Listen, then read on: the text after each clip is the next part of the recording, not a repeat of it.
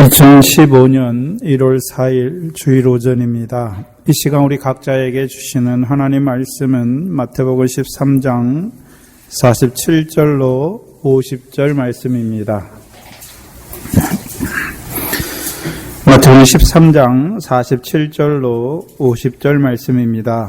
이 시간 우리 각자에게 하시는 하나님의 말씀으로 함께 받겠습니다. 또 천국은 마치 바다에 치고 각종 물고기를 모는 그물과 같으니 그물에 가득함에 물가로 끌어내어 앉아서 좋은 것은 그릇에 담고 못된 것은 내어 버리느니라. 세상 끝에도 이러하리라. 천사들이 와서 의인 중에서 악인을 갈라내어 풀무불에 던져 넣으리니 거기서 울며 이를 갈미 있으리라. 아멘. 2015년 한 해가 시작되었습니다. 뉴스에 보니까 중국에서는 그 새해 맞이를 위해서 많은 사람들이 한 곳에 모였다가 압사함으로 너무 많은 사람들이 한꺼번에 몰려서 압사 사고가 나서 많은 사람이 죽었습니다. 왜 거기 갔을까요?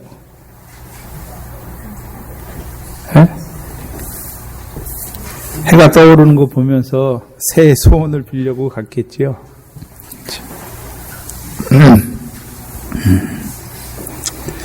다 동방에 있는 자들입니다.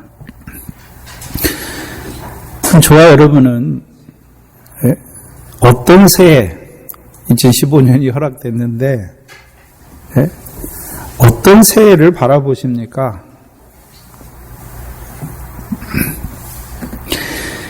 우리가 시작하는 새해가 아니라 창세전에 그리스도 안에서 우리를 영광받을 아들의 영으로 택하시고 그 영의 육신을 입혀서 밖과 같은 세상에 보내시며 이제 그리스도의 복음 안에서 성령을 따라 유업을 바라보는 아들로 살아가게 하시는 우리 하나님 아버지께서 올 한 해도 허락하셨습니다. 왜요? 이 한 해도 그 하나님 나라에서 유업을 상속하는 하나님의 아들로 살아가게 하시려고 말씀으로 우리를 부르시는 것입니다. 그것이 저와 여러분의 새해입니다. 그래서 우리가 새해가 대해서 다른 일을 하는 것이 아니라 계속해서 해왔던 그 일을 하는 것이죠. 그래서 하나님 나라의 백성으로 이제 우리가 이 땅에서 저와 여러분은 새해의 개념보다 한 날 한 날의 개념으로 살아가야죠. 그래서 오늘 한 날 한 날도 그 하늘에 아버지께서 갚으시는 그 상에 합당한 그 한 톨의 열매라도 결실이라도 하나의 열매라도 더 맺기를 원하시는 하나님께서 허락하신 한 해입니다. 또한 허락하셨을 뿐만 아니라 우리에게 필요한 것들을 분명히 더하여 주실 것입니다. 근데 문제는 우리보다 우리를 더 잘 아시는 하나님께서 우리에게 무엇이 필요한지를 아시지요. 그렇죠? 무엇이 필요한지를 아시는 하나님께서 우리에게 좋은 것들로 우리 육신에 보기에는 힘들고 어려운 것도 있을 것입니다. 그러나 믿음 안에서 바라볼 때에는요, 하나님이 지으신 모든 것이 선한 것입니다. 어떻게 아버지 되신 하나님께서 아들 된 자들에게 나쁜 것을 줄 수가 있습니까? 해로운 것을 줄 수가 있습니까? 좋은 것으로 더하여 주시는 것입니다. 그래서 이 한 해도 우리가 뭘 해나가는 한 해가 아니라 세상에 속한 자처럼 올 한 해 내가 열심히 뭘 해서 이런 개념으로 사는 것이 아니라 오늘도 이 한 해도 이 한 날도 살아계신 하나님께서 만사를 주장하시는 하나님께서 아들된 나를 위하여 어떤 일을 해 가시나 어디로 인도해 가시나 무엇을 이루어 가시나 거기에 우리의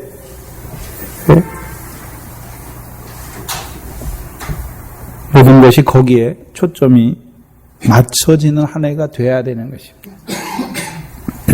특별히 마태복음 13장을 통하여 우리를 부르십니다. 특별히 마태복음 13장은 비유장입니다. 비유는 창세부터 감추인 것을 드러내 주시는 말씀이 비유입니다.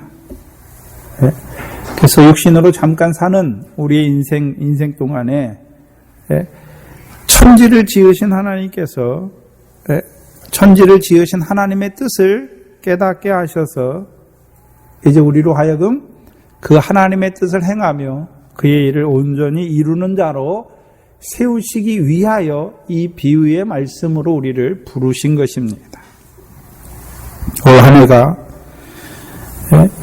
하나님의 뜻과 그 하나님의 일이 동산교회에 속한 권속들을 통하여 이루어지는 한 해가 되기를 소망합니다. 그래서 우리의 뜻이 아니라 하나님의 뜻이 우리를 통하여 이루어지는 한 해가 돼야 되는 것입니다. 많은 사람들은 자기 뜻을 가지고 자기 소망을 가지고 나아갑니다. 다 해 아래 것입니다. 하나님의 뜻이 어디에 있습니까? 하나님의 뜻은 영생에 있습니다. 올 한 해도 우리로 하여금 잠깐 육신으로 사는 날 동안에 그 하늘의 상과 영광에 합당한 열매 맺는 생명으로 살아가기를 원하시는 하나님이십니다. 그래서 이 비유를 통해서 창세로부터 감추인 것을 우리에게 깨닫게 하시는 이유가 무엇입니까? 창세로부터 예비된 나라를 상속하는 자로 세우시기 위함입니다. 특별히 비유 중에 오늘은 그물 비유입니다. 잘 보시면 이 그물 비유는 좋은 씨와 가라지 비유와 유사합니다. 그렇죠? 어디가 유사합니까? 49절에 보면 세상 끝에도 이러하리라. 천사들이 와서 의인 중에서 악인을 갈라내어 풀무불에 던져 넣으리니 거기서 울며 이를 갈미 있으리라. 근데 마태복음 13장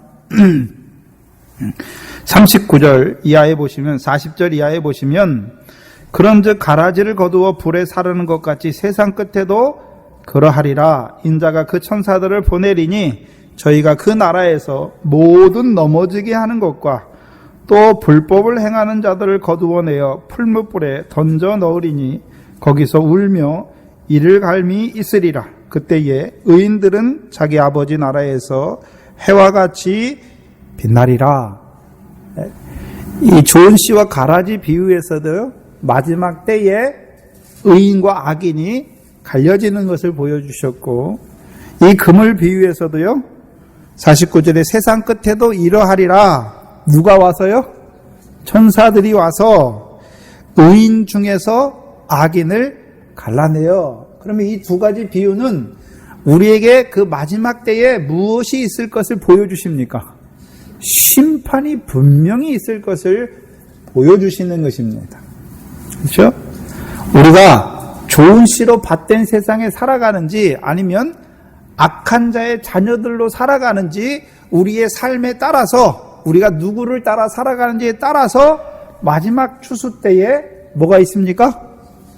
의인은 아버지 나라에서 해와 같이 빛날 것이고, 악한 자의 자녀들로 살아간 아들들로 살아간 자들은요 풀무에 던져지는 것을 보여주십니다. 또한 이 그물 비유에서도요 의인 중에서 악인을 갈라내어 그 악인들을 어디에 던져 넣습니까? 풀무에 던져 넣는다 말씀하고 있습니다. 그런데 다른 것은요, 다른 것은 이 좋은 씨와 가라지 비유는 좋은 씨를 곧 천국 말씀으로 말미암아 옥토가 되어서 100배, 60배, 30배 결실한 자들을 밭된 세상에, 천국의 아들들을 밭된 세상에 뿌리신 하나님께서, 그 주인이 인자가 뿌리심으로 말미암아 시작된 천국을 말씀하지요. 그런데 이 그물 비유에서는요 천국은 말씀하면서 바다에 치고 각종 물고기를 모으는 그물과 같다. 여기 모으는이라고 하는 건 모으는 거죠. 물고기를 모으는 그물입니다. 여러분, 그물 왜 칩니까? 바다에. 우리 생각에는 고기를 잡으려고 하지만 성경에서는요, 모으려고 하시는 거예요.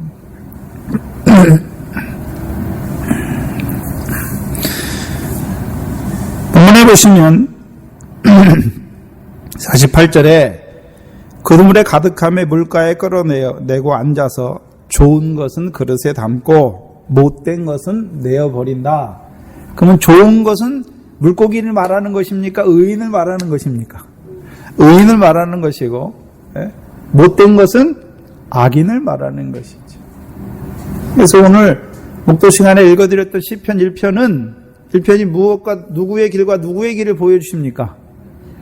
의인의 길과 악인의 길을 보여주시죠. 그래서 성경은 항상 하나님 백성이 다 의로운 것이 아니라 의인도 있지만 누구도 있습니까? 악인도 있는 것을 보여주시죠. 그래서 성경에서 말하는 의인과 악인이 누굽니까? 세상 사람들이 말하는 착한 사람, 나쁜 사람을 말하는 것이 아니라 성경에서 말하는 의인이 누굽니까? 믿는 거죠. 네? 의인은 믿음으로 산다 그래서 믿음으로 사는 자예요. 믿음으로. 근데 무슨 믿음입니까? 하나님이 살아계시는 것을 믿는 것이고 자기를 찾는 자들에게 상 주시는 하나님을 믿는 것이죠. 그 상은 이 땅에서 주시는 상이 아니라 하늘에서 아버지께서 갚으시는 상을 바라보는 믿음입니다. 그럼 악인은요? 네? 성경에서 말하는 악인은 어떤 자입니까?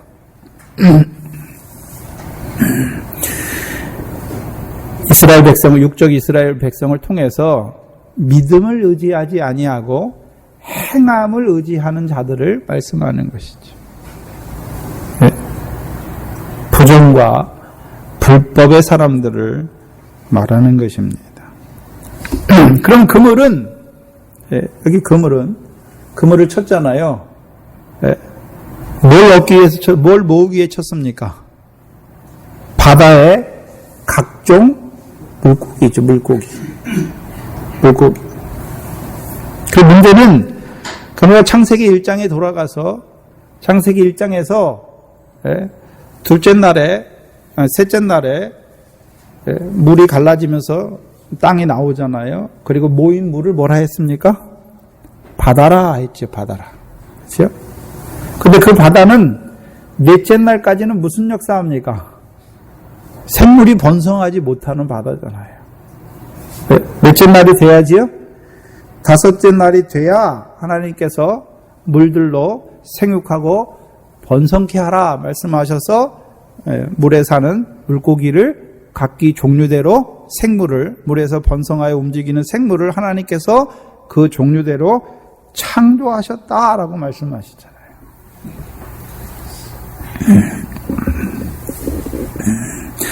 그러면 이 그물 비유는 기본적으로 다섯째 날에 속한 자들에게 주시는 비유예요.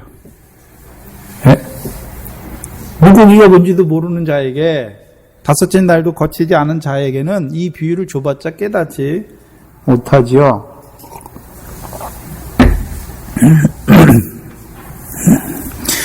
다섯째 날의 물은 궁창 아래 물인데 바다로 칭하신 물입니다. 그래서 그 바다는 어떤 바다입니까? 죄악으로 역사하는 바다입니다. 죄악의 권세로 역사하는 바다입니다.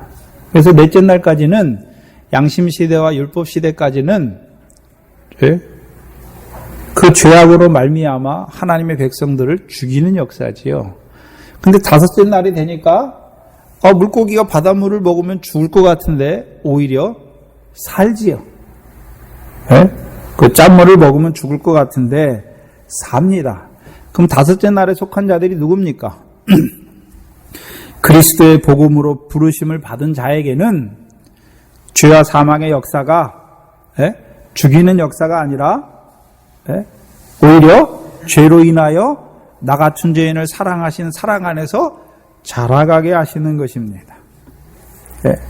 그래서 다섯째 날에 창세기 1장의 다섯째 날을 말씀하는 것이 아니라 이제 그리스도의 복음으로 부르심 받은 자들은 죄가 죽이는 역사를 합니까? 오히려 나 같은 죄인을 사랑하시는 하나님의 사랑 안에서 자라게 하시는 것입니까?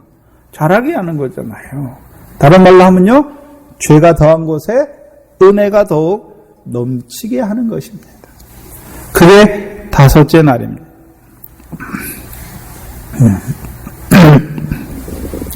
기본적으로 다섯째 날에 속한 자들에게 주시는 비유입니다. 근데 문제는, 이거 천국이라고 쓰니까 그리스도의 복음으로 부르실 뿐만 아니라 이제 하나님 나라에서 살아가는 자들에게 주시는 비유입니다. 근데 바다에 뭘 쳤습니까? 그물을 쳤습니다. 헬라어에서 그물은 세 가지 단어로 쓰이는데, 오늘 본문에 쓰인 그물이라는 단어는 사게네라는 단어인데요. 딱 한 번 쓰입니다. 여기 한 번 쓰이는 단어입니다. 우리가 잘 아는 베드로가 그물을 던지고 있잖아요. 그 그물은 암피블레스트론이라는 단어인데요. 투망을 말해요. 투망. 그것도 거기 딱 한 번 쓰였어요. 그물. 그리고 오늘 본문에 쓰인 그물은 던지는 투망을 말하는 것이 아니라 저인망 있잖아요. 그물을 넓게 펴가지고 촘촘한 그물에 모든 것을, 바다에 있는 모든 고기들을 다 끌어오는, 그렇죠? 그래서 예인망이라고 그랬잖아요. 그래서 배 두 개가 그물을 쳐가지고 고기 있는 것을 다 이렇게 건져가지고 이렇게 오는 그물을 말하는 것입니다. 그리고 이 두 가지 그물을 다 포함하고 있는 딕티온이라는 단어가 있는데, 우리가 아는 대부분의 그물은 다 이 단어를 씁니다. 그래서 예수님의 제자들이 요한복음 21장에서 그물 하잖아요. 주님이 그물을 치나, 그물 쳐가지고 153마리나 잡았는데 그물이 찢어지지 아니하였다라고 말씀하시네요. 또 누가복음 5장에서는 베드로에게 베드로가 밤새 고기를 잡다가 못 잡았는데 주님께서 베드로의 배에 오르시고 깊은 데로 가서 그물을 던져라 하니까 그물을 던지니까 고기가 많이 나왔죠. 그 그물을 말할 때. 그래서 신약에 이 두 가지 빼놓고 나머지는요, 다 딕티온이라는 그물을 씁니다. 두 가지 그물을 다 포함하는 단어를 쓰고 있습니다. 그러면 이 저인망 그물인데요. 저인망 그물이니까 바다에 있는 각종 물고기를 어떤 건 빼놓고 모으는 것이 아니라 다 모으는 그물입니다. 근데 문제는 이 그물은 이 그물로 각종 물고기를 모으는데 그 물고기는 구별을 하는데 두 가지로 구별하지요. 두 가지가 뭡니까? 좋은 물고기, 또요? 못된 거. 두 가지로밖에 안 많아요, 하나님께서. 다른 말로 하면 의인, 다른 말로 하면요, 악인. 의인과 악인을 모으는 그물이죠. 다른 말로 하면 나누는 그물이 되는 것이죠. 그래서 이 그물을 통해서 어떤 자는 의인으로 드러나게 되고 어떤 자는 악인으로 드러나게 되는 것을 보여주시는 것입니다. 그러면 이 예인망 그물을, 사게네라는 그물을 치는데 우리가 생각해 볼 점은, 그러면 세상 끝에 주님이 이 그물을 치는 것입니까? 바다에? 세상 끝에 가서 그물을 치는 것입니까? 아니면 지금도, 세상 끝이 되기 전이죠, 지금도 이 그물은 바다에 쳐져 있습니까? 지금도 쳐져 있는 것이죠. 48절에 보면 언제 끌어올립니까? 물고기가 가득하게 가득할 때 이제 끌어내는 것입니다. 그러면 그물에 가득하게 차기 전에는 바다에 처진 상태로 그대로 두시는 것입니다. 그대로 두시는데 문제는 그대로 두실 때에도 그러면 그대로 그냥 있습니까? 각종 물고기를 모으고 있습니까? 모으는 그물을 말씀하는 것입니다. 무엇과 같으냐 하면 우리가 좋은 씨와 가라지 비유에서 밭에 좋은 씨를 뿌렸잖아요. 천국의 아들들을 뿌렸잖아요. 근데 원수가 와서 가라지를 더 뿌리고 갔잖아요. 더 뿌리고 갔는데 예? 언제까지 놔둡니까? 추수 때까지 둘 다 자라게 놔두는 것처럼 하나님께서 그물, 각종 물고기를 모으는 그물을 쳐놨는데 예? 언제까지 놔두십니까? 세상 끝날 때까지 끝까지 세상 끝날 때까지 놔두시잖아요. 근데 놔두시는데 문제는 그 그물 안에 누가 함께 삽니까? 의인과 악인이 함께 살잖아요. 예? 좋은 씨와 가라지 비유에서도 예? 의인들과 악인이 악한 자의 아들들이 같이 살고 있잖아요. 그래서 거기서는 악한 자의 자녀들이 하는 일이 뭡니까? 하나님 나라에서 넘어지게 하는 자들이잖아요. 모든 불법을 행하는 자들이죠. 근데 여기 물고기 비유에서는 이 악한 자들이 어떤 일을 하는 것인지를 나타내 주지 않았어요.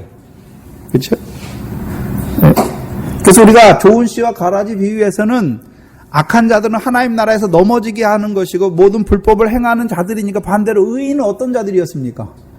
하나님 나라에서 넘어지게 하는 자가 아니라 하나님 나라의 백성으로 세우고 또 하나님 나라의 백성들에게 결실하고 열매 맺는 자로 세워가는 그 일을 하는 자들을 보여주시고 불법이 아니라 성령으로 말미암아 이루어지는 그 일에 참여하는 자들을 보여주시는 것이죠. 그런데 이 그물 비유에서는 좋은 물고기와 못된 물고기가 어떤 행위를 했다는 것을 나타내지 않아요. 그럼 어떤 게 좋은 물고기고 어떤 게 못된 물고기입니까?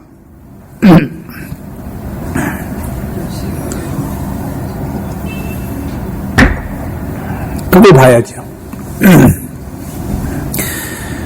그물에 가득하기 전까지는 곧 세상 끝이 되기 전까지는 곡식과 가라지가 같이 자라는 것처럼 좋은 물고기와 못된 물고기가 바다에서 함께 살아가요.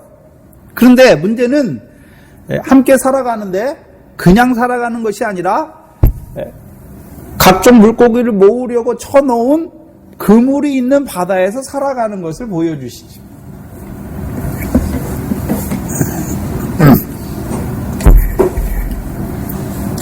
그래서 우리가 그물을 한번 살펴봐야 되는데 누가복음 5장을 보시면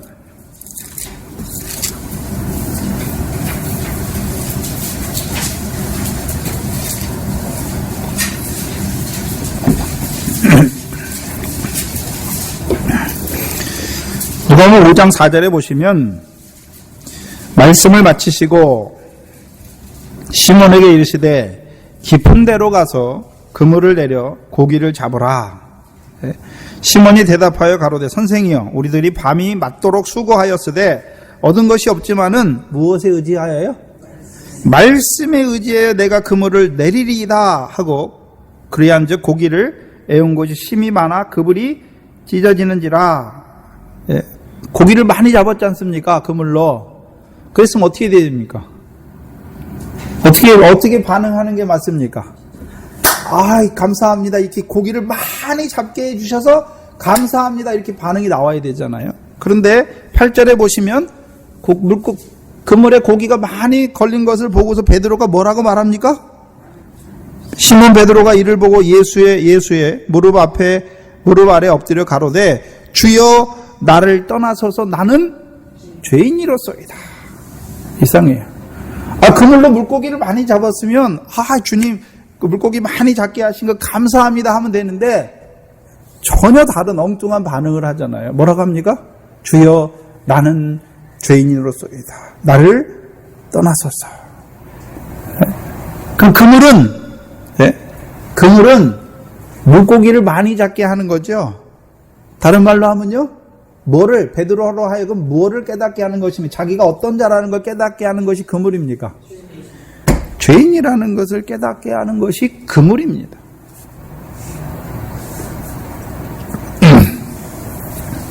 요한복음 21장을 보시면 여기도 그물이 나오는데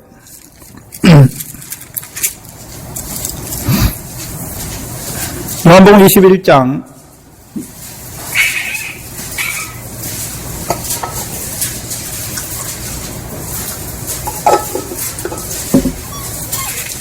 6절 이하에 보시면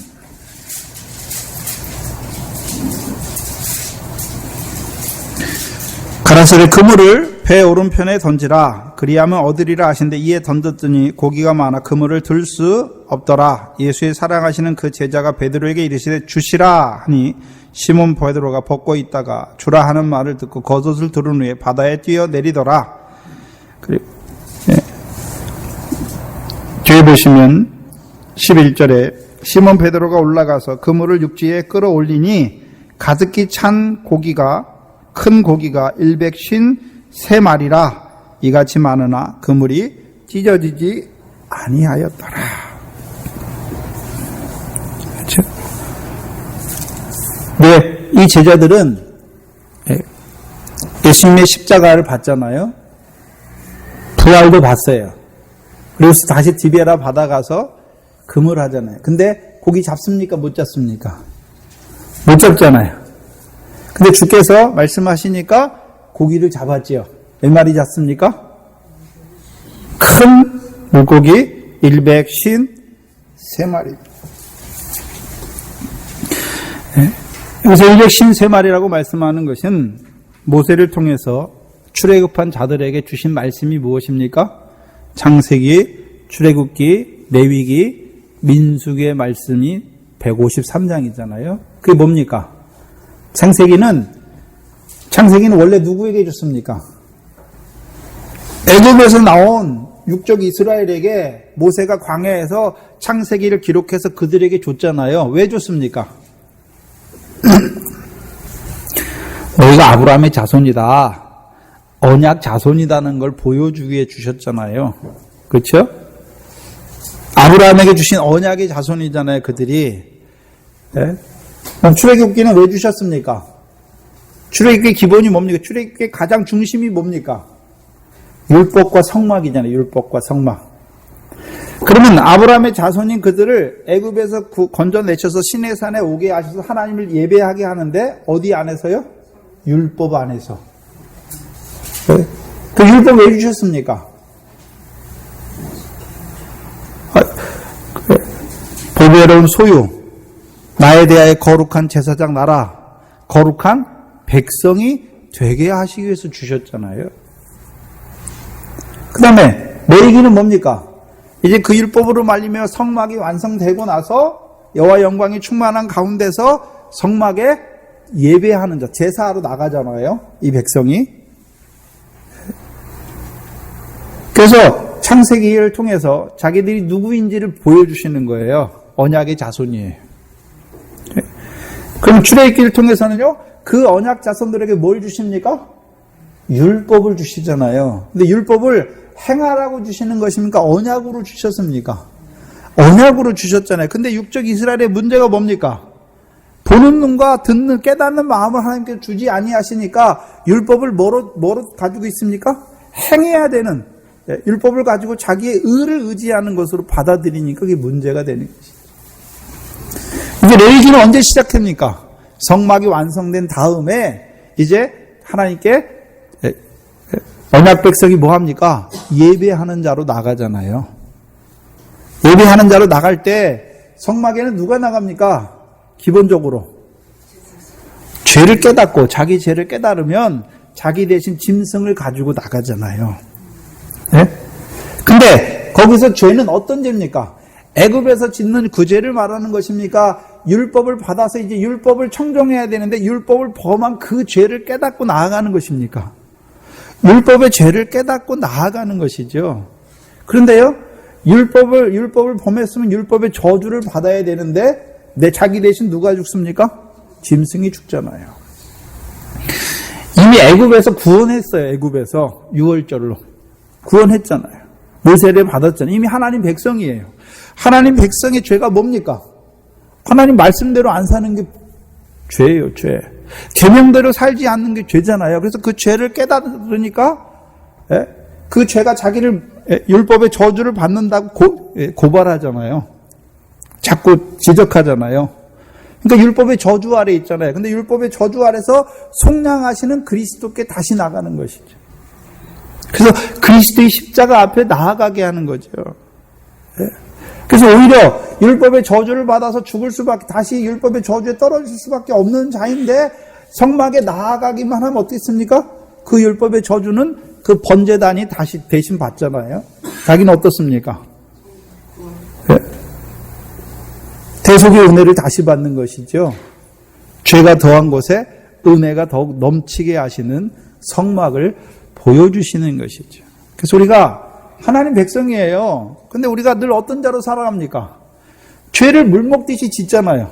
저와 여러분이 하루라도 죄를 안 지으면 못 살잖아요. 그 죄를 물먹듯이 지어요. 근데 그 죄 때문에 다시금 그 죄로 인해서 우리를 저주하시고 우리를 재앙을 주시고 우리를 죽이시는 것이 아니라 죄가 더한 것에 그리스도의 십자가로 말미암아 은혜가 더욱 넘치게 하시잖아요.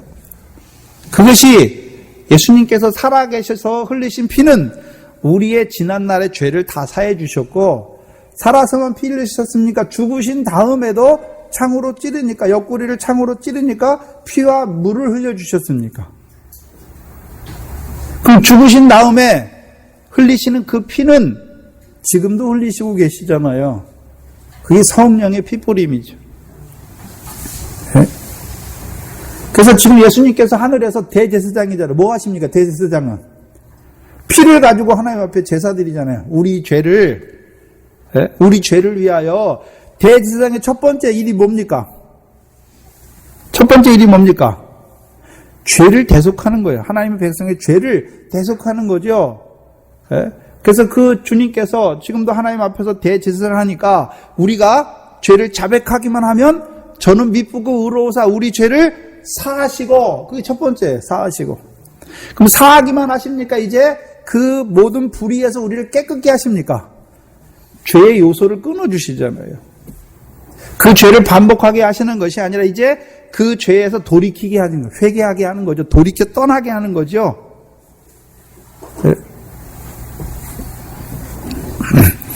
그래서 자백하면 죄를 사해 주세요. 근데 사연 받고서 또 어떻게 합니까? 회개하지 못하고 자백했으니까 또 그 죄를 또 줘요. 어떻게 해 주셔야 됩니까? 깨끗하게 해줘. 불의에서 깨끗하게 해 주셔야 되죠. 그래서 피와 물이에요. 피와 물. 그래서 그 물이 에스겔에서 나오는, 에스겔 36장 24절에 나오는 물이죠.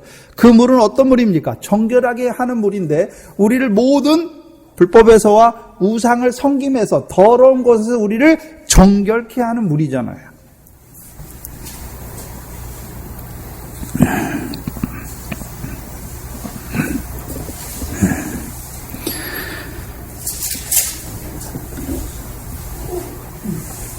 그래서 레위기에서 성막 백성이 자기들이 율법을 지켰기 때문에 거룩한 백성이 되는 것이 아니라 죄를 범하지만 오히려요, 죄가 더한 것에 은혜가 더욱 넘치게 하셔서 그들을 계속해서 의롭다 하시죠. 로마서 4장 5절에서 8절이잖아요.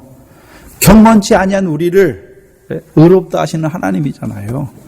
분명히 율법을 주셨으니까 경건한 삶을 살아야 되는데 오히려 율법을 범함으로 말하면 죄와 불법을 행하잖아요. 근데 우리의 죄를 가려주시고 우리의 불법을 사해 주심으로 말미암아 우리를 하나님 앞에 계속해서 의로운 자로 세워가시는 것이. 그게 성막이에요. 그리고 민수기는 무엇입니까? 이제 성막을 중심으로 한 언약 백성들이 이제 어떻게 살아가는지, 어디를 향하여 가야 되는지를 보여주시는 거죠. 광야에서는 어디로 갑니까? 가나안 땅을 향해서 가는 거죠.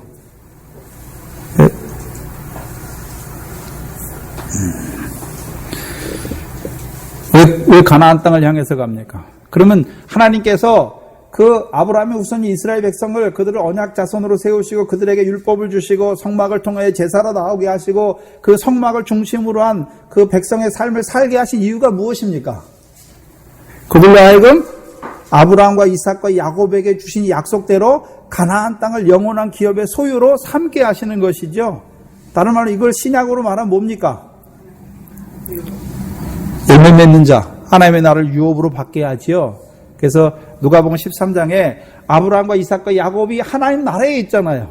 그래서 우리를 그 하나님 나라의 잔치로 부르시는 것이죠.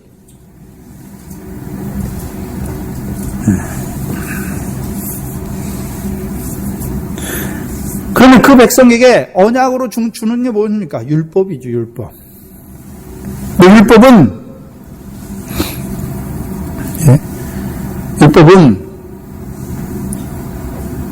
물론 소유, 제사장 나라, 거룩한 백성이 되게 하시기 위해서 주신 것이지, 그렇죠? 그게 언약입니다. 문제는 이스라엘 백성은 이제 의인과 악인으로 나누는데 무엇을 기준으로 해서 의인과 악인으로 나눕니까? 율법이잖아요, 율법. 율법이 기준이죠. 그래서 여호와의 명령을 청정하면 의인이에요. 여호와의 명령을 거스리면 뭡니까? 악인이에요. 악인이 뭘 받습니까? 저주를 받잖아요, 육적 이스라엘을 통해서. 의인은 뭘 받습니까? 복을 받는 것이죠. 그러면 이 그물이 뭘 보여주십니까? 율법이죠, 율법. 율법. 그 율법을 통해서 하나님의 백성이 율법의 언약을 믿는 자도 의인이에요. 율법을 행하는 자, 곧 율법을 행하는 것을 의와 공도를 행한다고 말씀하잖아요. 그래서 하나님께서 아브라함과 아브라함의 자손을 택하실 때 왜 택했습니까? 여호와의 도를 지켜서 의와 공도를 행하게 하려고. 문제는 의와 공도를 육적 이스라엘이 행하는 것이 아니라 하나님께서 아브라함에 대하여 말한 일을 이루어 주시는 것이죠. 그래서 육적 이스라엘은 의와 공도를 자기들이 행하려고 하다가 자기의 행함에 떨어졌지요. 오히려 자긍하는 자가 됐잖아요. 왜? 내 손으로 내 구원을 이루려고 하는 자들이 된 것이죠.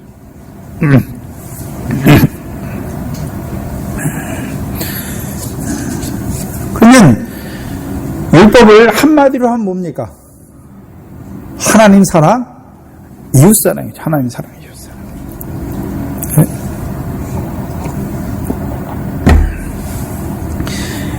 하나님 백성에게 율법 왜 주셨습니까? 율법 왜 주셨죠? 하나님 사랑, 이웃 사랑하게 하시려고 주셨잖아요. 네? 그러면 구약의 육적 이스라엘에게 하나님 사랑, 이웃 사랑. 그러면 육적 이스라엘에게 하나님 사랑은 어떤 하나님의 사랑을 하라고 그랬습니까? 어떻게 하나님의 사랑하라고 했습니까? 마음을 다하고 힘을 다하고 뜻을 다하고 목숨을 다하여 하나님 사랑해야 되잖아요. 마음을 조금만, 마음을 90개는 마음을 줬는데 10개는 안 줬어요. 그럼 마음을 다한 겁니까? 안 한 것입니까? 그러면 늘 자기들이 하나님을 사랑한다고 하지만 늘 마음을 다하고 뜻을 다하고 힘을 다하고 목숨을 다하여 사랑하지 못하니까 자기들이 율법을 지킬 수 있는 것입니까? 없는 자라는 걸 보여주시는 겁니까? 없는 자라는 걸 보여주시는데 그들은 그걸 모르는 거죠.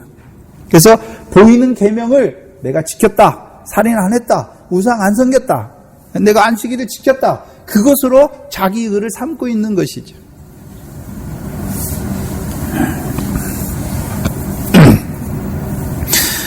그럼 구약 육적 이스라엘을 통해서 보여주신 것이 무엇입니까? 율법의 행위로는 의롭다함을 얻을 육체가 없는 것을 보여주시는 거예요.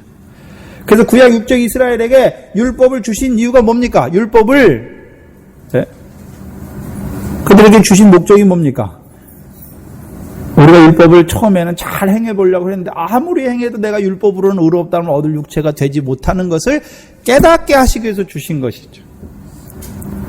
그러면 율법으로 오히려 의롭다함을 얻게 하시려고 주셨는데, 거룩한 백성이 되게 하려고 주셨는데 오히려 율법으로 죄를 깨닫게 되니까 어떻습니까?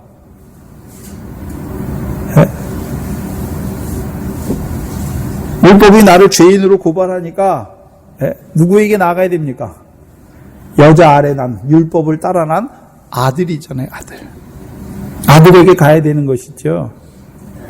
그 율법은 죄를 깨닫게 하세요. 그럼 죄만 깨닫게 하십니까? 하나님의 아들로 예수 그리스도로 오셔서 우리로 하여금 율법을 완전케 십자가의 죽으심으로 우리를 율법의 저주에서 속량하신 그리스도께 인도하는 것입니까? 그리스도께 인도하잖아요. 그래서 갈라디아에서요, 율법은요 몽학 선생이 되어서 우리를 그리스도께 인도하는 것이죠.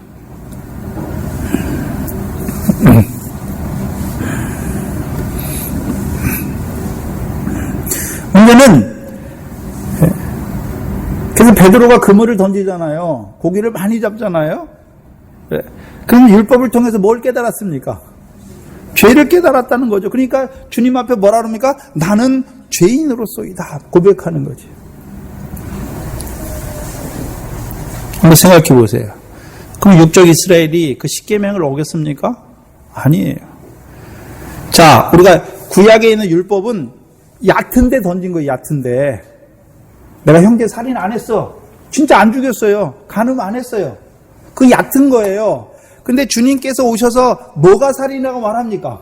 마음의 형제를 미워하는 게 살인이다 말하니까, 예? 우리가 겉으로는 형제 살인은 안 했지만 내 마음으로 형제를 미워하니까 내가 어떤 자가 됐습니까? 그게 깊은 데 던지는 거예요. 깊은 데 던지는 거예요. 예? 그래서 내가 계명을 범하는 자가 되잖아요. 오히려 사랑하라고 주신 율법인데 오히려 내 속에 미움이 있는 것을 보게 하셔서 내가 어떤 자라는 거예요? 죄인이라는 것을 깨닫게 하시잖아요. 근데 문제는 내가 형제를 미워하는 살인죄를 범하니까 그 죄를 해서 나를 죽이시는 것이 아니라 나 같은 죄인을 사랑하시는 그 사랑 앞에 오히려 나아가게 하시는 것이죠. 그게 율법이에요. 첫 번째. 문제는 이 율법은 구약의 육적 이스라엘은 갖지 못했어요. 누구에게 주셨습니까? 마태복음 5장 17절 이하에 내가 온 것은 율법을 폐하러 온 것이 아니라 완전케 하라고 오셨다 말씀하셨잖아요. 그래서 주님께서 율법을 완전케 하신 것을 믿는 자들에게 이제 율법을 주시면 그 율법은 그들을 더 나은 의가 아니라 오히려 자기 죄를 깨닫게 하고 죄인을 사랑하시는 그리스도의 사랑 앞에 하나님 앞에 나아가게 하는 율법으로 작용하는 거죠. 그래서 히브리서 10장에 보면 첫째 것을 폐하잖아요. 왜요? 둘째 것을 세우시기 위해서. 그렇죠? 그 둘째 것을 세우시기 위해서 예수 그리스도께서 몸으로 오셔서 십자가에 죽으셨다라고 말씀하잖아요. 그 율법을 따라 드리는 것을 폐했어요. 네? 이제 제사가요? 율법 안에 보여준 제사가 예수 그리스도를 통해서 완성됐고 이제 율법에 이제 정죄함을 받지 않잖아요. 율법으로 인해서. 그렇죠? 정죄함을 받지 않는 자들에게 거룩함을 입은 자들에게 이제 그들을 온전케 하시죠. 어떻게 해요? 자유하게 한 온전한 율법을 행하게 하시죠. 다른 말로 하면 시온에서부터 나오는 율법을 행하게 하셨어요. 왜 시온에서 나오는 율법입니까? 시온에서 누가 왕이 되지요? 다윗이 시온 산성을 점령하고 왕노릇 하잖아요. 왕노릇 하니까 모든 대적을 다 무찌르잖아요. 자, 우리가 왕노릇 하죠. 어디 안에서 왕노릇 합니까? 그리스도 안에서 왕노릇 하죠. 그럼 왕노릇 하는데 어떻게 왕노릇 합니까? 다스린다는 거죠. 뭘 다스립니까? 죄를 다스리는 거죠. 어떻게 해요? 우리가 어떻게 죄를 다스릴 수 있습니까? 우리가 다스릴 수 없죠. 우리 안에 뭐가 충만하면요? 성령이 충만하면 성령의 소욕으로 육체의 소욕을 이기니까 죄를 다스리는 자가 되잖아요. 그래서 에스겔서 36장 9절에서 성령으로 우리 마음을 부드럽게 하시고 성령으로 우리로 하여금 율례와 규례를 지켜 행하게 하시는 것을 보여주시죠. 그래서 성령 안에서 이루시는 율법이죠. 그래서 새 계명이죠. 새 계명. 새 계명도 똑같대요. 율법이 뭡니까? 새 계명이죠. 근데 약간 바뀌었죠. 내가 너희를 사랑한 것처럼 너희도 서로 사랑하라. 그럼 주께서 나를 사랑하는 걸 어떻게 합니까? 성령이 하나님이 우리를 사랑하는 것을 우리 마음에 부어주시잖아요. 그 사랑을 나 같은 죄인을 오늘도 사랑한 그 사랑을 부어주어서 그래서 우리로 하여금 1만 달란트 빚진 자가 되게 하셔서 그 사랑을 받은 자가 되게 하셔서 형제를 용서해 주는 자 100데나리온 빚진 자를 사해 주는 자로 우리를 세우시잖아요. 그게 이제 이루어진 거죠. 형제를 사랑하는 거죠. 주기도문에서 우리 애가 우리에게 죄 지은 자를 사해 주는 자가 되는 거예요. 네. 그게 사랑이에요.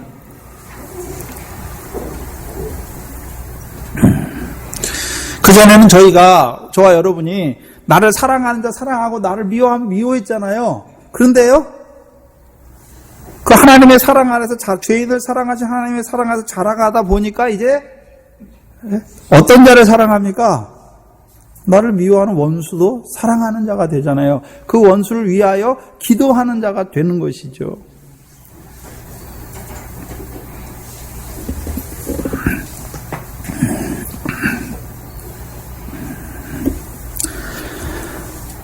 그럼 그물이 뭡니까? 율법이에요, 율법. 그래서 율법으로 말미암아, 근데 저와 여러분은 구약의 육적 이스라엘이 받은 율법이 아니라 베드로후서 2장에 보면 의의 도를 안 후에 받은 거룩한 명령을 받은 거예요. 거룩한 명령. 왜 거룩한 명령입니까? 왜 거룩한 명령이죠? 우리가 행할 수 없잖아요. 누가 오셔야지요? 성령이 오셔야 성령으로 율례와 규례를 행하게 하는 거죠. 다른 말로 하면 성령은 우리 마음에 하나님의 사랑을 부어주잖아요. 근데 그 사랑으로 율법을 이루는 것이잖아요. 우리가 이루는 것이 아니라 우리에게 하나님의 사랑을 부어줘서 그 사랑으로 말미암아 이루게 하시는 거죠. 그 성령의 열매 첫 번째가 뭡니까? 사랑이잖아요. 사랑. 성령이 우리 마음에 거해야 우리가 어떻게 합니까? 원수도 사랑하는 거죠. 미워하는 것이 아니라 내게 나쁜 말을 하고 뭐를 하고 막 그런 형제를 미워하는 것이 아니라 그의 영혼을 불쌍히 여겨 사랑하는 자가 되는 것이죠. 그게 열매잖아요. 성령의 열매잖아요. 그 성령이 오셔야 그 열매가 나타나는 거죠. 그 삶이 나타나는 거죠. 그럼 사랑은 뭡니까? 율법을 이루는 거잖아요. 그 율법을 성취하는 거예요. 저와 여러분이. 율법을 이루는 자가 되는 거죠. 새 계명이죠, 신약에서는. 그게 거룩한 명령입니다. 요한복음 12장 49절 50절에서는요. 아버지께서 친히 명령하여 주셨으니 나는 이 명령이 영생인 줄 아노라 말씀하잖아요. 영생이 뭡니까? 명령을 행하는 거예요, 명령을. 명령 행하는 게 뭡니까? 사랑하는 거예요, 새 계명이니까. 근데 구약에서는 하나님 사랑해야 되는데 신약에서는요. 지극히 작은 자 하나를 사랑하는 것이 하는 것이 내게 하는 거잖아요. 그 형제를 사랑하는 게 하나님 사랑하는 거예요.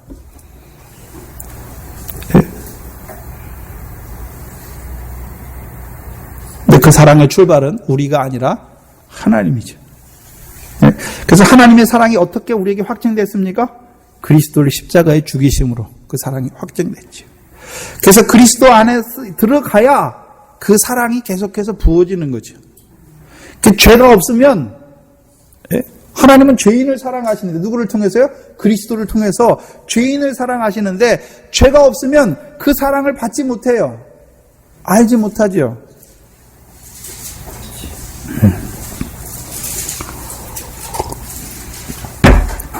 그래서 예수님께서 율법을 폐하셨죠. 완전케 하셨잖아요. 그 뒤에도 왜 죄를 주셨습니까?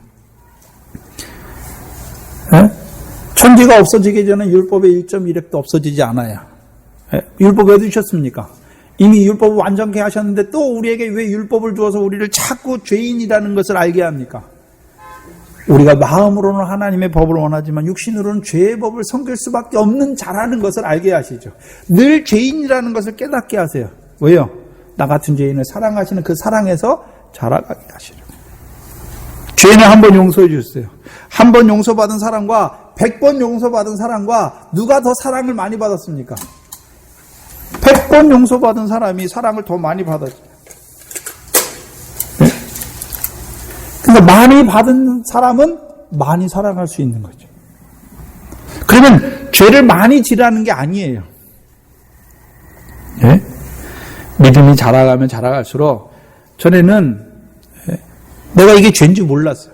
근데 믿음이 자라가니까 이걸 죄라고 느끼는 거잖아요. 알게 되는 거잖아요. 네? 그리고 또 나 같은 죄인을 사랑하신 그 사랑 앞에 다시금 나가는 거죠. 그래서 사도 바울은 장성한 뒤에도 디모데 전서를 쓸 때는 거의 사도 바울이 말년인데도 자기를 뭐라고 합니까? 나는 죄인 중에 괴수다라고. 그럼 사도 바울이 뭐 우리처럼 그리스도 예수의 일꾼인데 육체와 함께 정과 역시 온전히 못 박은 자인데 뭐 우리처럼 뭐 죄를 많이 졌겠습니까? 부정과 불법을 많이 행했겠습니까? 아니죠.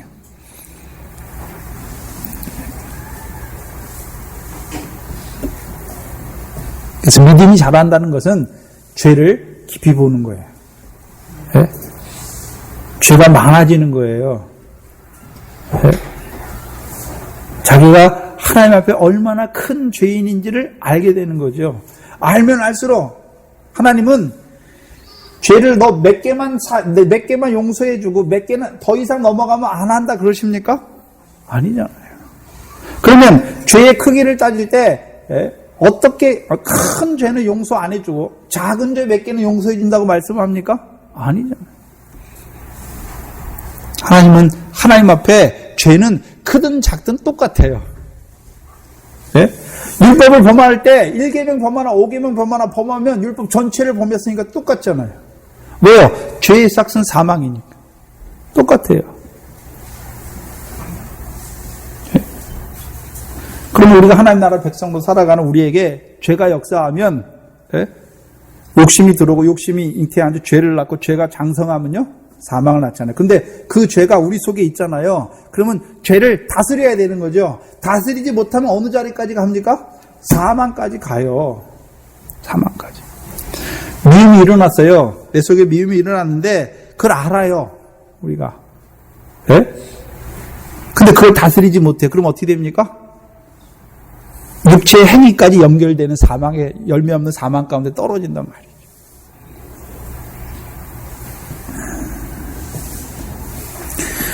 저와 여러분에게는 구약 육적 이스라엘에게는 율법으로 주셨지만 그 율법도 분명히 언약으로 주셨잖아요. 그래서 그 율법을 통해서 이스라엘 백성이 배워야 돼요. 우리가 율법의 행위로는 의롭다는 얻지 못하는구나. 그래서 율법을 완전케 하실 오실 예수 그리스도 하나님의 구속자 그리스도를 봐야 되는구나.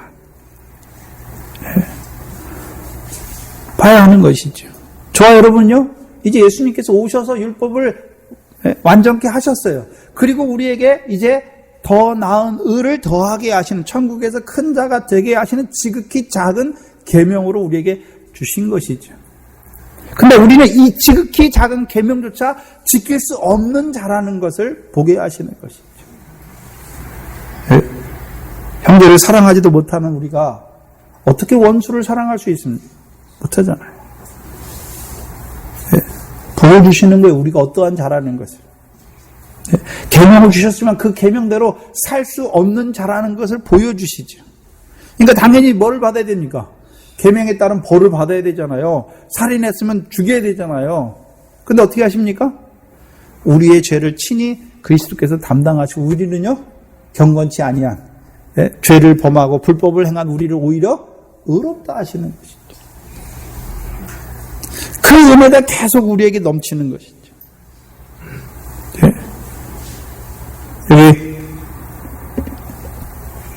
여기 의로에 와서 내가 한 주간 동안 하나님 앞에 죄도 하나도 안 짓고 의로운 일만 하고 좋은 생각만 하고 그렇게 사서 나오는 분 있습니까? 없잖아요. 늘 하나님 앞에 죄인으로 오는 것입니다. 그 죄를 누가 깨닫게 하십니까? 성령께서. 우리가 뭐 형제를 진짜 육적인 살인을 하겠습니까? 뭐 간음을 하겠습니까? 아니잖아요. 근데 하나님의 말씀이 우리 속에 있으니까 형제를 미워하고 형제를 헤아리고 형제를 판단하고 비판하는 그것이 죄라는 것을 깨닫게 하십니까? 나오는 것이죠. 왜요? 우리는 우리 마음을 다스리지 못하니까.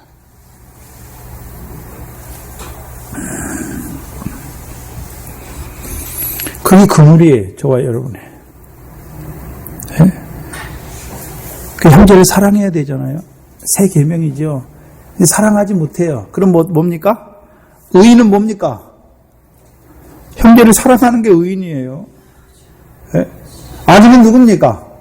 형제를 사랑하지 않는 게, 계명을 따라 살지 않는 게 악인이잖아요.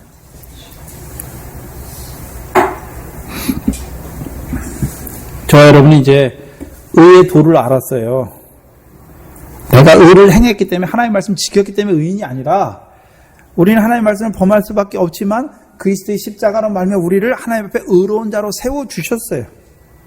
문제는요, 의의 도를 안 후에 우리에게 뭘 주셨습니까? 이제 거룩한 명령을 주셨잖아요. 새 계명을 주셨어요. 새 계명을 주셨어요.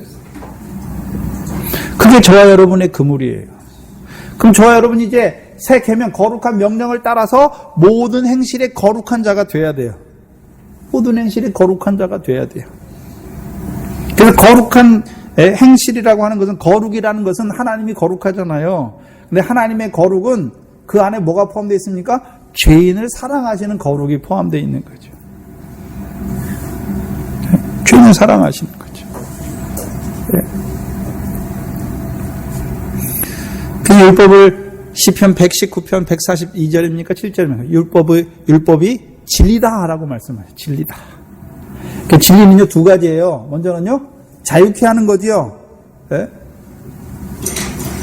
죄의 진자는 죄의 종인데 죄에서 자유케 하잖아요. 죄와 사망을 위해서 자유케 해방시키는 게 진리고, 첫 번째고. 두 번째는요, 이제 진리 가운데로 행하게 하시잖아요. 네? 진리가 뭡니까? 아버지의 말씀은 진리이다. 진리로 저희를 거룩하게 하시는 거죠. 거룩하게.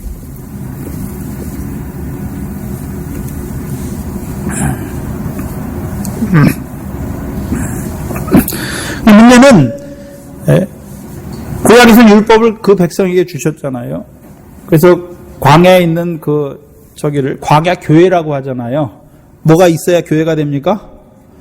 율법이 있어야 교회가 되는 거예요. 언약이 있어야 교회가 되는 것이죠. 그래서 그물을 치는데 어떻게 칩니까?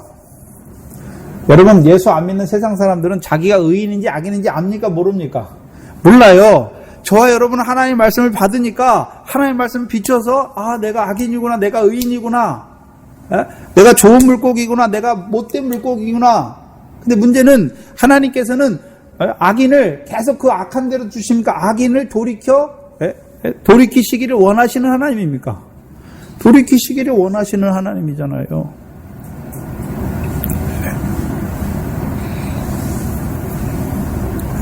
그러면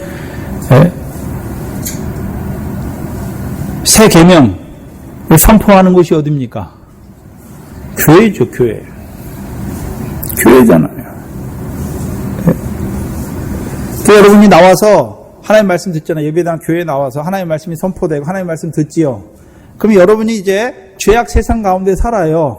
그렇죠? 죄악 세상 가운데 살아요. 예? 근데 뭐가 처 있습니까? 여러분에게는 하나님 말씀 새 계명이 있잖아요. 그래서 새 계명대로 형제를 사랑하면 의인이에요.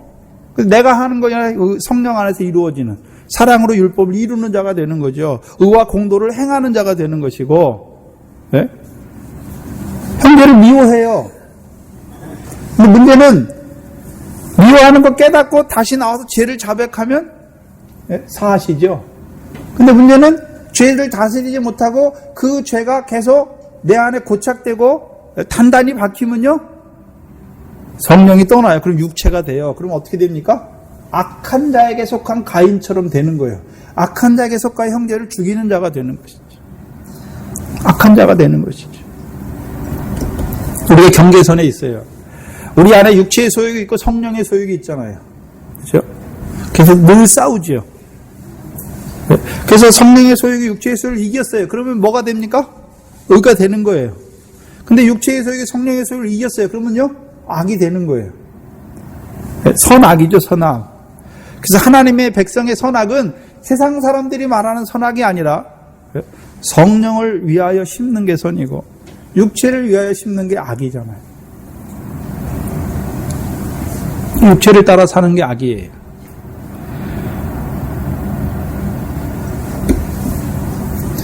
그래서 저와 여러분이 이제 세상에 나가 살아요. 아무것도 없이 나가 사는 것이 아니라, 뭐를 가지고 삽니까? 하나님이 주신 말씀. 한마디로 하면 새 계명이지요. 그거 가지고 나가 사는 거예요. 근데 문제는, 그러면 예수 안 믿는 사람들도 어떻습니까? 세상에 살잖아요. 예수 하나님을 모르는 사람들 세상에 살잖아요. 그렇죠? 그럼 그들에게도 그물이 있습니까? 없습니까? 그물이 있어요. 심판의 기준이 있어요. 왜요? 로마서 2장에 보니까 양심을 따라서 양심의 심판을 받잖아요. 율법이 없는 사람들이 양심 시대에 사는 거예요. 그럼 그 양심이 그 마음의 판단 기준이 되는 거죠. 그게 그들의 심판의 그물이에요. 하나님께서 양심 누가 주셨습니까? 하나님이 주셨어요. 그래서 하나님 안 믿는 사람들도 부모 공경해요. 살인 안 해요. 간음 안 해요. 거짓말 안 해요. 이웃의 것을 도둑질하지 않는단 말입니다. 계명을 지켜요. 왜요? 양심이 그들에게 율법의 역할을 하는 것이죠. 주신 거예요. 그래서 하나님이 보내신 모든 사람들에겐 다 그물이 있어요. 근데 그 그물의 격자망이 달라요. 격자망이. 예수 안 믿는 사람들은 자기 양심에 찔려요. 뭐가 찔립니까? 사람을 죽이면 자기 마음에 찔려요. 간음을 하면 자기 마음에 찔리게 되었어요. 형제에게 거짓말하면 형제 거를 훔치면 자기 마음에 찔리게 돼 있어요. 그런데요, 사람을 미워해놓고 그게 죄인지는 몰라요. 그렇죠? 그게 살인죄인지는 모르잖아요. 그러니까 그물이 커요. 그래서 사람 안 죽이고 간음 안 한 거, 내가 그렇게 사니까 나는 착한 사람이 이렇게 사는 거죠. 근데 저와 여러분은 그물의 격자망이 작아요. 예? 내가 사람을 안 죽였지만 내 마음속으로 형제를 미워한 그게 살인죄잖아요. 그게 다 걸리는 거잖아요. 그물에 다 걸려요. 그 깊은 데로 던지면 늘 우리는 누굽니까? 죄인으로서이다. 문제는 이게 부활하신 후에 주님께서 오셔서 그물을 던지게 했는데 153마리나 잡혔는데 그물이 안 찢어져요. 왜요? 사랑으로 율법을 이루는 거예요. 그 그물은 안 찢어져요.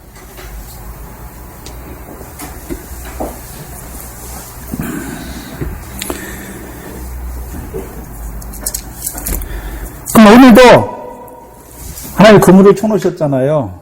그 누굴 보내십니까? 사람 하나 어부를 보내세요.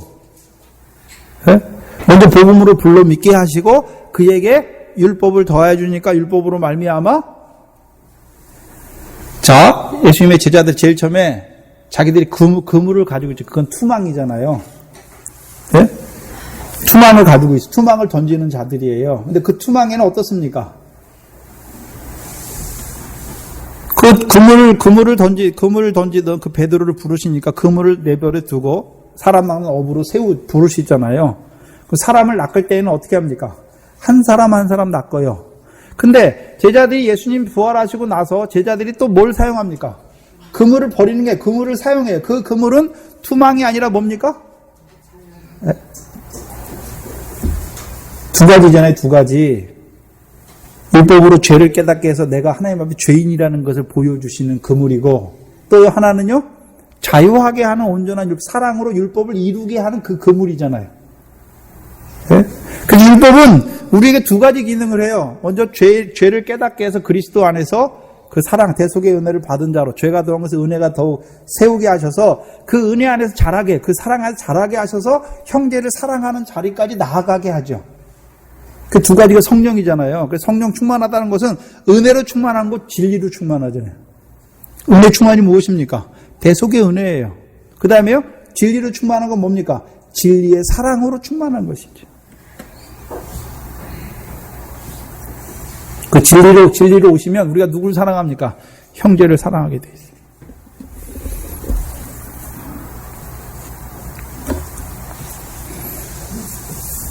자, 48절에 보시면 그물에 가득함에 물가로 끌어내어 앉아서 그 그물이 쳐져서 지금도 그물질해요. 그물질하는 자를 보내시잖아요. 예? 그래서 나는 죄인으로서이다 고백하게 하고 자유하게 하는 온전한 율법을 지켜 행하는 자로 세우는 거죠. 그 일이 지금도 이루어지고 있어요. 그런데요, 그물에 고기가 가득하면 이제 추수때죠. 마지막 때죠. 세상 끝날에는 그 그물을 이제 다 건져내서 고를 때가 있는 것을, 분별할 때가 있는 것을 보여주시는 것이죠. 여기서 그물에 가득하다라는 의미는 바다 가운데 많은 물고기 가운데서 그 그물에 이렇게 많이 건진 것을 말하는 뜻이 아니라 바다에 있는 물고기가 남은 것이 없이 다 그득하게 걸린 것을 말하는 것입니다. 자, 추수 때에 세상 끝날에 더 이상 이제 있습니까? 다 하나님께서 앞에 하나님 앞에 세우잖아요.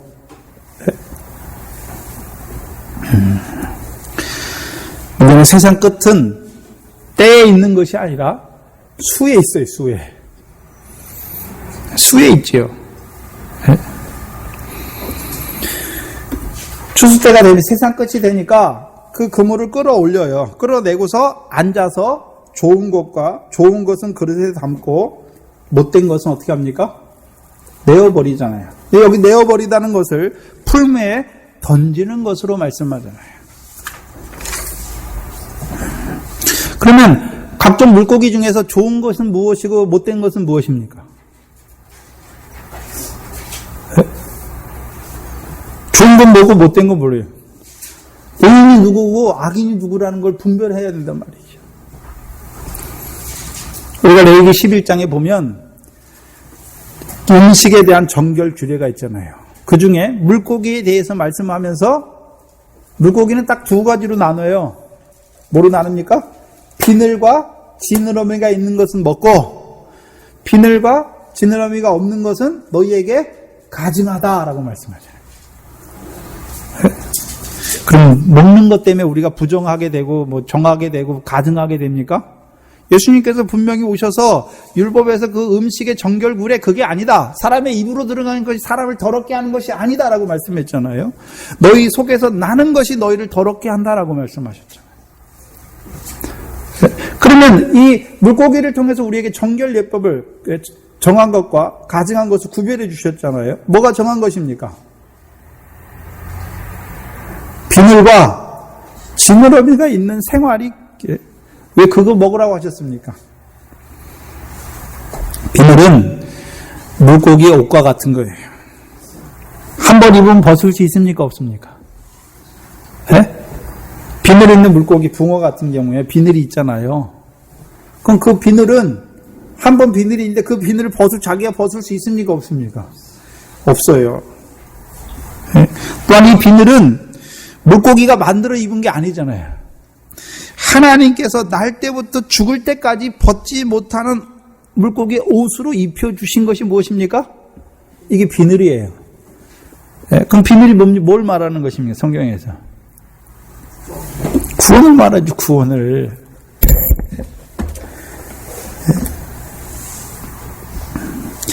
아담이 창세기에 범죄하잖아요. 근데 하나님께서 그 범죄를 통하여 가죽옷을 입혀주시잖아요. 그럼 아담만 가죽옷을 입습니까? 아담 안에서 모든 하나님의 자녀들이 가죽옷을 입었습니까? 산자가 되었습니까? 산자가 되었어요. 영의 구원을 말씀하는 거죠. 더 나아가서는요, 이제 멜기세덱이 영의 구주인데 그 영의 구주의 반차를 쫓아서 누가 오셨습니까? 예수 그리스도께서 오셨죠. 그래서 자기 백성의 모든 세상 죄를 다 지고 가셨습니다. 어린 양으로 구원하셨죠. 그게 구원이에요. 하늘에서 이루신 구원은 보지 못할지라도 이 땅에 오셔서 예수님께서 뭐라 다 이루었다 말씀하셔서 다 이루었다. 그거 다 이루신 거예요. 다 이루셨으니까 이제 지옥 갈 죄가 있습니까? 없습니까? 없어요. 그 비늘을 갖고 있어야 되죠. 그래서 고린도전서 5장 5절에 내가 이런 자, 가늠하는 자, 아비의 그 저기와 가늠하는 자를 내어쳤잖아요. 책망에도 안 들으니까 사단에게 내주었다라고 말씀하시고 육신은 멸하지만 그의 영은 주 예수의 날에 구원을 얻는다라고 말씀하죠.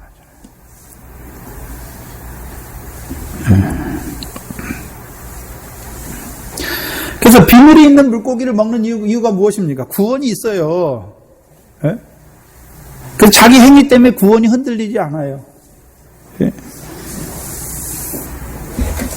자기가 늘 바닷물에 살잖아요.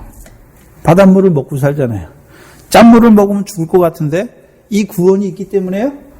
오히려 죄로 인해서 죽는 것이 아니라 그 물로 인해서 그 죄악으로 인해서 더 생육하고 번성하는 거예요.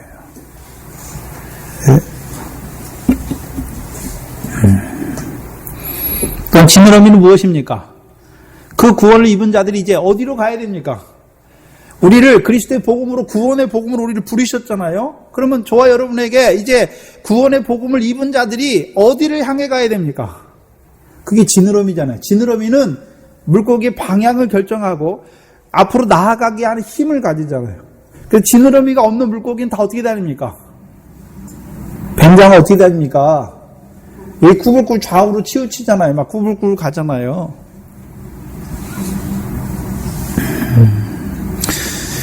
비늘이 복음이라면 우리를 구원으로 그리스도의 복음으로 부르셨다면 지느러미는 무엇입니까?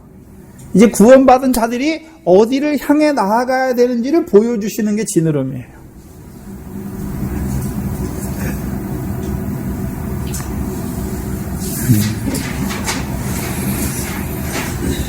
저와 여러분은 이 땅에서 세상에 속한 자로 살아야 됩니까? 이제 구원을 입은 자로 하늘의 것을 바라보고 그 아버지께서 갚으시는 상을 얻도록 나아가야 됩니까?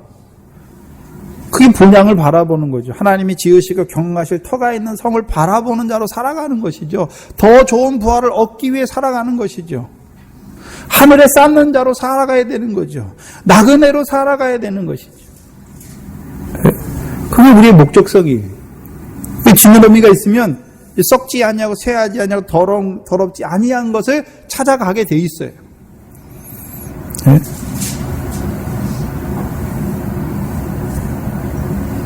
그래서 말씀 중에 새 속에 물들지 않게 자기를 지키는 것이다 라고 말씀해요.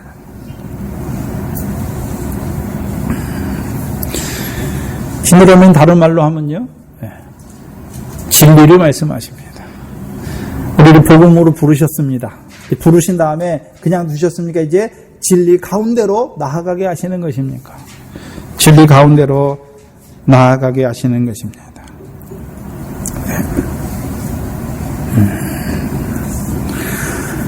그래서 우리를 복음으로 부르시고 진리로 함께 하시죠. 네?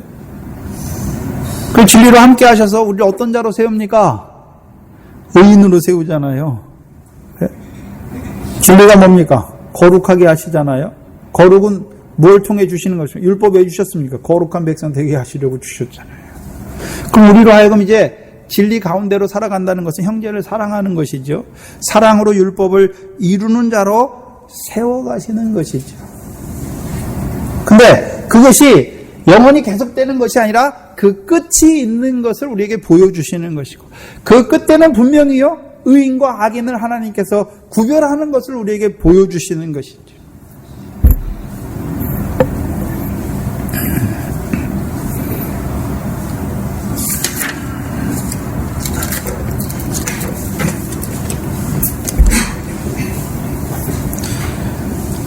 (49절에) 세상 끝에도 이러하리라. 천사들이 와서 의인 중에서 악인을 갈라내어 풀무불에 던져 넣으리니 거기서 울며 이를 갈미 있으리로다.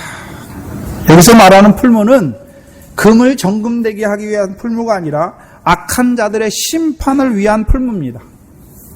그 꺼지지 않는 불이지요. 네? 그들을 위하여 예비된 영원한 영광을 불태우는 음부의 불꽃을 말씀하는 것입니다. 그러면 천사들이 와서 의인 중에서 악인을 갈라내어 풀무에 던진다. 오늘 목도 시간에 시편 1편을 읽어드렸죠. 하나님께서요, 의인은 바람에 나는 겨와 같도다. 의인이 심판을 견디지 못한다. 대저 여호와의 길, 의인의 길은 여호와께서 인정하시나 악인의 길은 망하리로다. 말씀하는 것이죠. 그럼 여호와께서 인정하시는 자, 의인의 길을 간 거죠. 의인은 믿음으로 살았습니까? 믿음의 길을 간 것입니다. 하나님이 살아계신 걸 믿는 거예요. 그러니까 내가 하는 것이 아니라 살아계신 하나님께서 나와 함께 하시니까, 어떻게 해요? 성령으로 함께 하셔서 나로 하여금 성령의 사람으로 성령의 소욕을 따라 살게 하시는 것이죠. 그래서 그 성령의 소욕을 따라서 결실과 하나님 나라를 유업으로 얻게 하는 결실과 열매 맺는 자로 살게 하는 거죠. 그래서 이것이 마태복음 25장과 연결되어 있어요. 마태복음 25장의 오른편에 있는 자들의 의인들이라고 말하고 하나님 나라를 상속한다라고 말씀하시고 마지막에 무엇입니까? 영생에 들어간다라고 말씀하시는 것입니다. 분명히 여러분 작년도 한 해가 시작했지요. 근데 한 해가 끝났지요. 그 한 해의 시작과 끝이 있는 것처럼 이 성령 시대 이제 그물을 치시고 복음과 진리로 의인되게 하시는 하나님 나라를 상속하게 하신 영생으로 들어가게 영생에 합당한 열매를 맺게 하시는 그때가 끝날 때가 있는 것을 우리에게 보여주시는 것이죠. 그럼 저와 여러분 앞에 계속해서 열매 맺을 때가 있는 것이 아니라 우리에게 그 새 계명을 통해서 우리에게 이루시는 그때가 있는 것을 보여주시는 것이죠. 네. 그래서 우리가 늘 우리에게 주신 말씀을 따라서 어떤 자로 세워져 갈 것인가. 문제는 저와 여러분이 더 나은 의를 바라봐요. 행할 수 없어요. 그러니까 우리는 늘 무엇을 구하는 자로 살아가야 됩니까? 성령을 구하는 자로 살아가야 되는 거죠. 왜요? 그 의를 내가 행하는 것이 아니라 성령으로 말미암은 더 나은 의를, 성령으로 말미암은 열매를 맺는 자로 살아가야 되는 것입니다. 우리가 죄악을 이기는 것이 아닙니다. 생명의 성령의 법이 죄와 사망의 법에서 이기게 하시는 것이죠. 예. 그래서 한 해가 이제 죄와 사망의 법을 구별하고, 예. 이제 그 죄가 더한 것에 은혜가 넘치게 하신 그 하나님의 사랑을 깨달아. 이제는요, 그 죄를 하나하나 이겨나가서, 죄의 종노릇이 아니라 이제 죄를 다스리는 자로, 더 나아가서는요, 내 속에 역사하는 죄를 다스릴 뿐만 아니라 더 나아가서는요, 네, 형제를 사랑하는 자로, 의와 공도를 행하는 자로 살아가셔서, 네, 주의 심판대 앞에서 그 영생을 상속하는 하나님 나라를, 창세로부터 예비된 하나님 나라를 상속하는 의인의 자리에 서시는 저와 여러분이 되기를 바랍니다. 오늘부터는 찬송을 하고 기도를 나중에 하겠습니다. 찬송가 163장입니다.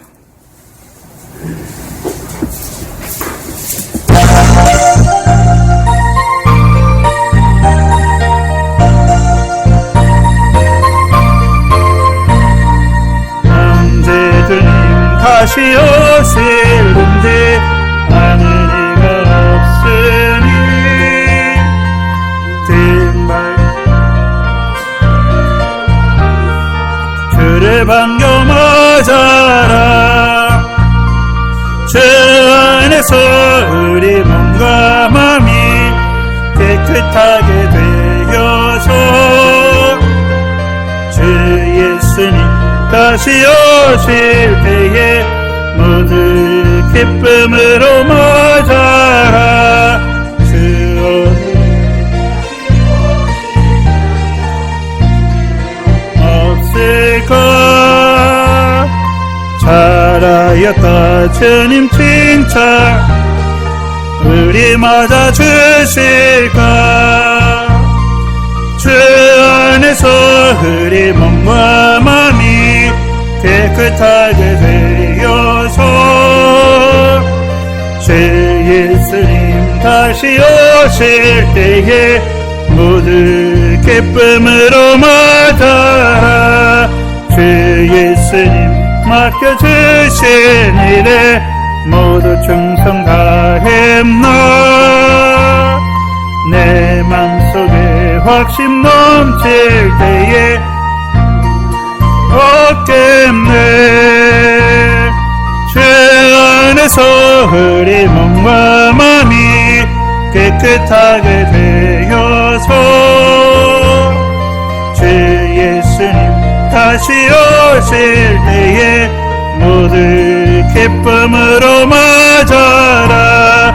주 예수님 언제 오실는지 한밤이나 낮이나 늘 깨어서 주님 맞는 성도 주의 영광 보겠네. 주 안에서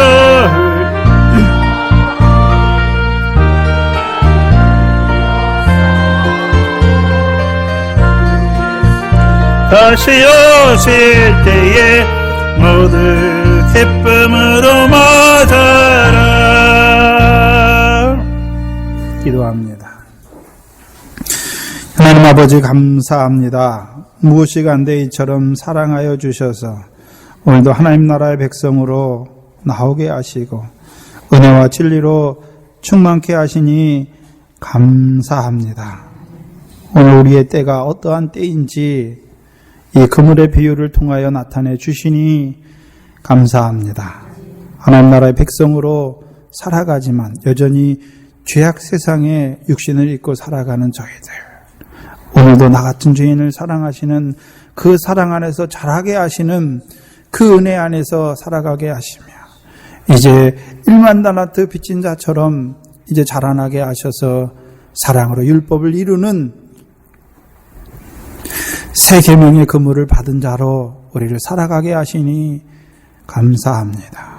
아버지 하나님, 우리로 하여금 이제 이 거룩한 명령을 받은 자로 잠깐 육신으로 살아가게 하셨지만 미련한 저희들 이 거룩한 명령을 저버릴 때가 많고 내가 무엇을 인하여서 거룩한 자가 되고자 하는 때가 많은 그 부정과 불법을 인하여 다시금 하나님 앞에 엎드릴 수밖에 없지만 나 같은 죄인을 그 부정과 불법을 사해 주시기를 원하시며 이제는 육체에 함께 그 정과 욕심을 끊기를 원하시는 아버지 하나님, 이제 우리가 죄악 세상 가운데 살아가지만 육체를 따라 그 남은 때를 살아가는 것이 아니라 이제 육체와 함께 그 정과 욕심은 십자가에 못 박고 남은 때를 하나님의 뜻을 행하기에 부족함이 없는 저희들로 살아갈 수 있도록 구운 숯불에 구운 생선으로 살아갈 수 있도록 아버지 하나님 역사하여 주시옵소서. 이 한 해를 허락하심을 감사합니다. 이 새 계명을 받은 자들로 살아갈 수 있도록 온 한 해도 그 대속의 은혜로 말미암아 그 은혜 안에서 더욱 자라게 하시며 이제 그 사랑 안에서 더 많은 자들을 사랑할 수 있는 저희들 되게 하여 주시옵소서. 하나님 앞에 나올 때 하나님께서 은혜 가운데 주신 것 가운데 구별하여 드린 11조 감사 주의정감 있습니다. 우리에게 물질의 필요를 따라서 더하여 주시니 감사합니다. 이 물질들이 하나님 앞에 하나님께서 주신 것으로 하나님 앞에 고백하는 마음으로 드리게 하신 거 감사합니다. 또한 우리에게 주신 모든 것이 하나님의 은혜임을 고백하는 저희들 되게 하시고 미련한 저희들 아직까지도 소유를 팔지 못한 것들이 있으면 아버지 하나님 말씀을 인하여서 하나님의 것으로 인정하는 저희들 되게 하여 주시옵소서. 아버지 하나님 저희의 어린 것들을 자녀들을 긍휼히 여겨 주시옵시고 그들에게도 우리에게 주셨던 은혜를 부어주셔서 하나님의 말씀이 하나라도 깨달아지게 하셔서 그 말씀을 인하여 기뻐하는 저들이 되게 하여 주시옵소서. 이 한 해 동안도 하나님께서 이 교회를 붙들어 주시고 인도하여 주시고 보호하여 주셔서 참으로 영생의 말씀으로 말미암아 그 영생에 합당한 삶을 살아가는 권속들이 되게 하여 주시옵소서. 감사하며 예수님의 이름으로 기도하옵나이다. 아멘.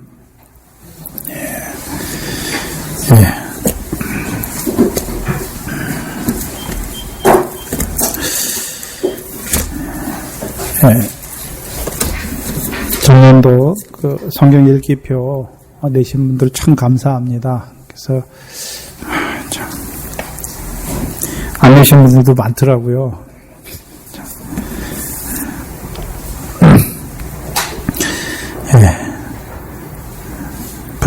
부족하지만 하나님이 세우신 사람으로 아시고 순종하시면 좋은 거죠. 그래서 성경 읽기표 안 내신 분들은 오늘까지 내시고 다음 주에 선물을 좀 드렸으면 합니다. 하나님 백성이 하나님 말씀 안 읽으면 살 수 없습니다. 말씀 듣는 것도 좋지만 자기가 그 말씀을 먼저 묵상해야죠. 오늘 강정희 권사님 기도하실 때 지난주 그 주신 겨자 12와 공중의 비유를 탁 자기 묵상을 통해서 탁 자기 걸로 끄집어내잖아요. 그래서 좀 묵상하는 훈련이 돼야지요.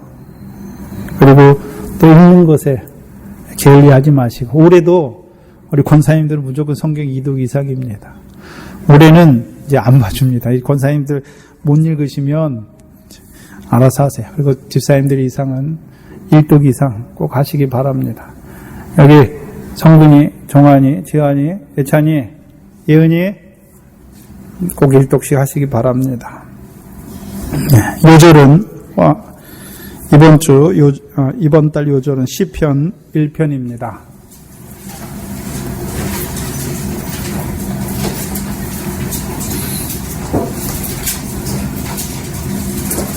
그리고 교회 전세 계약이 잘 됐습니다. 그래서 1,100만 원을 올려서, 그래서 6,100만 원에 다시 계약을 해서 4월 달로 해가지고 2017년 4월까지 계약이 은혜 가운데 연장이 됐습니다. 감사합니다. 같이 읽겠습니다. 복 있는 사람은 악인의 꾀를 쫓지 아니하며 죄인의 길에 서지 아니하며 오만한 자의 자리에 앉지 아니하고 오직 여호와의 율법을 즐거워하여 그 율법을 주야로 묵상하는 자로다. 저는 시냇가에 심은 나무가 시절을 쫓아 과실을 맺으며 그 잎사귀가 마르지 아니한 같으니 그 행사가 다 형통하리로다. 악인은 그렇지 않으며 오직 바람에 나는 겨와 같도다. 그러므로 악인이 심판을 견디지 못하며 죄인이 의인의 회중에 들지 못하리로다. 대저 의인의 길은 여호와께서 인정하시나 악인의 길은 망하리로다. 아멘. 하늘에 계신 우리 아버지여, 이름이 거룩히 여김을 받으시오. 나라의 마옵시며 뜻이 하늘에서 이룬 것 같이 땅에서도 이루어지이다. 오늘날 우리에게 일용할 양식을 주옵시고 우리가 우리에게 죄지은 자를 사해 준 것 같이 우리 죄를 사해 주옵시고 우리를 시험에 들게 하지 마옵시며 다만 악에서 구하옵소서. 나라와 권세와 영광이 아버지께 영원히 있사옵나이다. 아멘.